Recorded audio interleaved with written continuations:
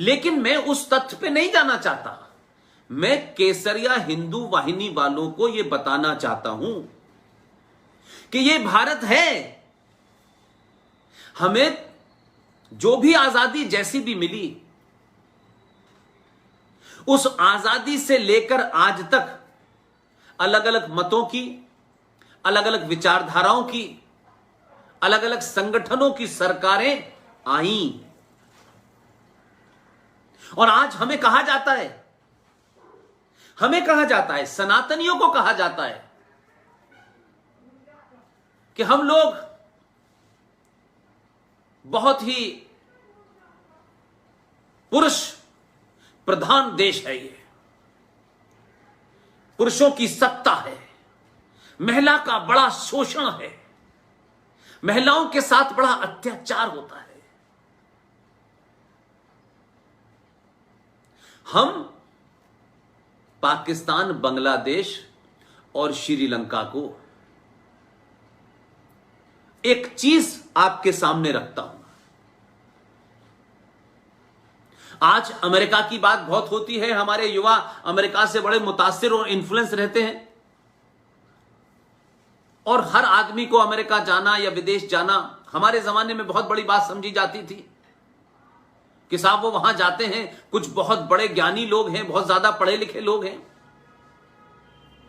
लेकिन एक बात मैं आपके सामने सच्चाई रखना चाहता हूं, जिनको सनातन पे और भारत की संस्कृति पे थोड़ी सी भी शर्म आती है, उनके लिए खास तौर से, क्योंकि जब आप अपने को नहीं जानते, जब आप जेंटलमैन की परिभाषा यह समझ लेते हैं कि जेंटलमैन मतलब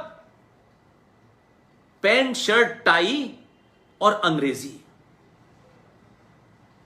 क्योंकि हमारे यहां किताबों में जेंटलमैन का अर्थ बताया गया कि ये जो टाई लगाए हुए आदमी है, ये कुछ देखने में अंग्रेज लगता है, ये इंग्लिश बोलता है, यही जेंटलमैन है। वो 3 साल का बच्चा, वो 4 साल का बच्चा, जब वो किताबों में, तस्वीरों में एक आदमी को टाई लगाए देखता है, हैट लगाए देखता है, तो उसे बताया जाता है ही इज ए जेंटलमैन। तो उसे ही इज ए जेंटलमैन से ज्यादा उसके मन मस्तिष्क में वो तस्वीर बन जाती है, और वो तस्वीर से पहचानता है कि टाई, पैंट शर्ट पहने हुए आदमी ही जेंटलमैन होता है। जेंटलमैन में सब कुछ अच्छाई होती है, जेंटलमैन बहुत सच्चा आदमी होता है। यह हमारे शिक्षा के माध्यम से हमें बताया गया। लेकिन वो बच्चा, उसका पिता जो किसान है, जो खेत में पानी लगाता है, जो धोती पहनता है, जो सर पे स्वाफा बांधता है, उसे वो जेंटलमैन नहीं लगता। उसे लगता है ये इलिटरेट आदमी है, अनएजुकेटेड आदमी है, अनसिविलाइज्ड आदमी है। उसके मन मस्तिष्क में कपड़ों से जेंटलमैन की परिभाषा दे दी जाती है। न उसे हमने संस्कार बताए, न जेंटलमैन की परिभाषा बताई, लेकिन हमने तीसरी क्लास के बच्चे में एक ऐसी आकृति पैदा कर दी कि वो उस आकृति में हर उस अंग्रेज को देखता है, और उसका रवैया अपने देश, अपने घर से ज्यादा उसे जेंटलमैन की तलाश होती है। तो जब जब वो बड़ा होता है और उसको लगता है कि कहां जाना है, तो जेंटलमैन के देश में जाना है, ये तो अनसिविलाइज्ड देश है। एक मानसिकता थी, और ये मानसिकताओं में हम बड़ों का बड़ा हाथ है, हमारे बुजुर्गों का, बुजुर्गों के बुजुर्गों का बड़ा हाथ है। ये चर्चा जो आज 2020 में केसरिया हिंदू वाहिनी के प्लेटफॉर्म पे हो रही है, अगर ये आज से 50 साल, 100 साल पहले होती, तो आज जिन चुनौतियों को ये देश भुगत रहा है, जिनका आमना सामना कर रहा है, आज हम वो न करके उससे आगे का काम करते। 70 साल में हमें यह बताया गया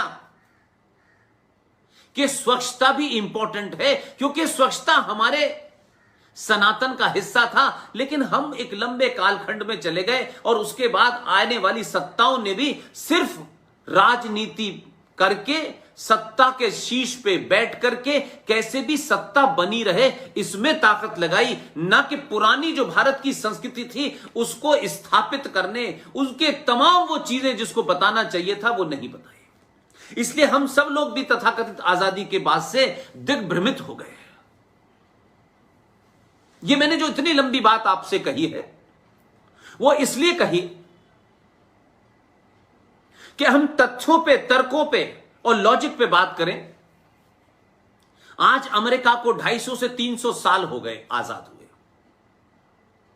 अमेरिका बना, उस हिस्ट्री में नहीं जाता मैं, लेकिन दुनिया का एक आधुनिक देश, दुनिया का सबसे विकसित देश, सब कुछ है उसके पास, बहुत ताकतवर है, नो डाउट।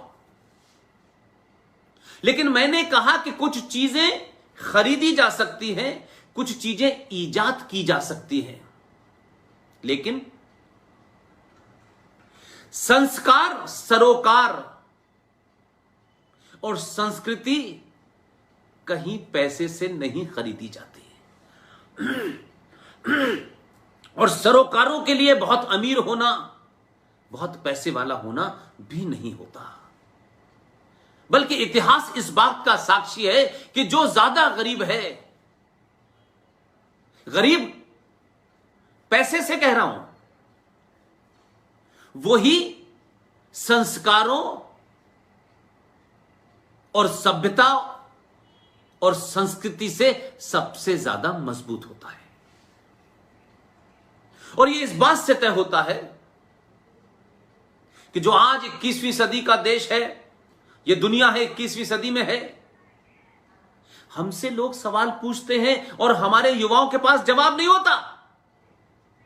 यह जवाब इसलिए नहीं है कि हमारे नेताओं ने और देश में बड़े बड़े संगठन जो चल रहे हैं बहुत बड़ी बड़ी बातें करते हैं, लेकिन इस युवा को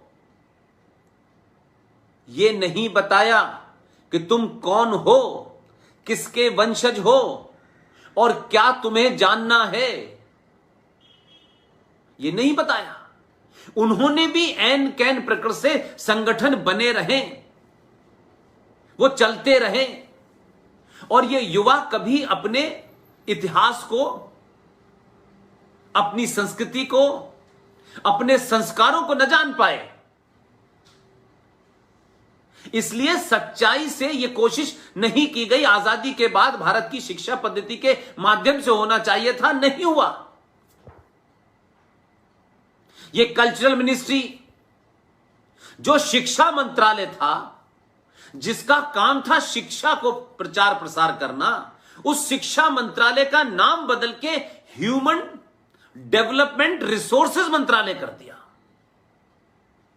या नहीं, मानव का विकास करने वाला मंत्रालय है ये। मंत्रालय विकास करेगा मानव का, उसे कौन चला रहा है, वो खुद भी कुछ है कि नहीं, यह भी किसी को नहीं पता। इसलिए मैंने कहा कि आज आप आर्थिक रूप से शायद थोड़े कमजोर हो सकते हैं। यह स्थिति कमोवेश ऊपर नीचे होती रहती है। क्या आपको पता है कि जब भारत था, तब ना अंग्रेजों ने ज्ञान दिया था और न मुगलों ने आके मंदिर तोड़े थे। तब आपका विश्व की अर्थव्यवस्था में 33.33% कंट्रीब्यूशन था, जिसे आप सोने की चिड़िया कहते हैं। लेकिन आपने क्या हुआ, आप गुलाम हुए, ये आए वो आए, सब चले गए, उनकी छोड़ दें थोड़ी देर के लिए, और 15 अगस्त के बाद जो आए उनकी चर्चा करें कि इतिहास के कालखंड में 100 साल एक लम्हे के बराबर होते हैं। तो अगर कोई विकास की बात करता है, आधुनिकता की बात करता है, जेंडर जस्टिस की बात करता है, और दुनिया में जो लोग 300 साल के आसपास पहुंच गए हैं अपनी आजादी को लेकर के, पूरी दुनिया को बताते हैं कि आपको लोकतंत्र स्थापित करना है। कई जगह हमले करते हैं, कहते हैं हम लोकतंत्र स्थापित करने आए हैं। उनको लोकतंत्र का बहुत शौक है और हम ये समझते हैं कि डेमोक्रेसी, वाह वाह वाह, क्या ये चीज ऐसी है जो हमें इसको समझना चाहिए और दुनिया की सबसे पुराने लोकतंत्र को जानना है तो अमेरिका चाहिए।